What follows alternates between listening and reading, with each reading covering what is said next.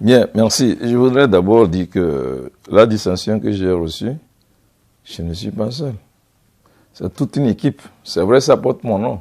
C'est pour ça que je profite pour dédier cette distinction à tout le personnel aéronautique de l'aviation civile togolaise et surtout au peuple togolais et aux plus hautes autorités qui nous ont permis d'avoir cette distinction.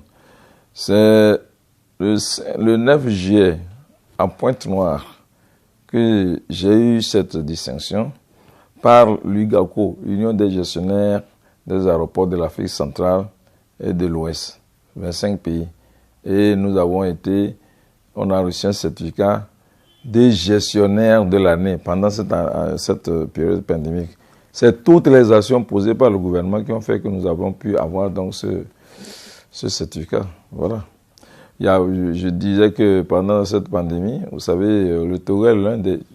Il y a 2 pays en Afrique, dont le Togo, qui ont implémenté les laboratoires de niveau 2. Niveau 2. Pour lutter contre la pandémie par des tests Covid, tests PCR. Voilà. Et en plus, à l'aéroport, nous avons mis tout ce qu'il fallait pour respecter les mesures de distanciation. C'est-à-dire le port de masque.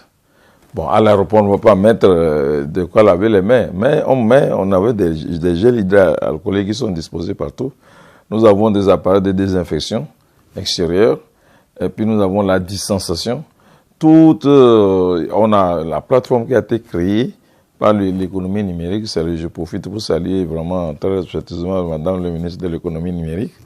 Sur cette plateforme, 48 heures ou 112 heures avant, vous remplissez, vous allez, on fait le test, et à l'aéroport, nous avons directement les résultats. On ne remplit plus les papiers pour le risque de se faire contaminer. Et en dehors de cela, avec il y a des tablettes qui équipent nos services d'immigration. En dehors de cela, vous savez que du 23 mars au 1er août, il n'y a pas d'activité. Donc, la CENT avait pris la décision d'exonérer de paiement tous ceux qui ont loué des boutiques, des boutiques Otas, les revendeurs et les activités, les compagnies, ils n'ont rien payé. Ça, c'est exactement comme Novici. Novici, qui est le chef de l'État, il faut le saluer, ici, a pris une décision pour accompagner ceux qui avaient des difficultés d'avoir des revenus. Et on les a fait des chèques, on les a accompagnés, la nourriture, tout ça a été salué à l'international, surtout à l'OACI. Il y a un document qu'on appelle CAT, qui exigeait il y avait 3 exigences. Comment faire pour qu'en voyageant, passant par l'aéroport, nous ne se contamine pas.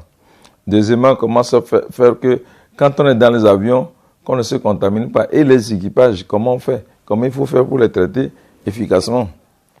Et c'est tout ça là qui a été apprécié. Et je voudrais vous annoncer qu'au document 4 de l'OACI, l'Organisation de l'aviation civile internationale, 193 pays dans le Togo, nous avons eu 100% de résultats.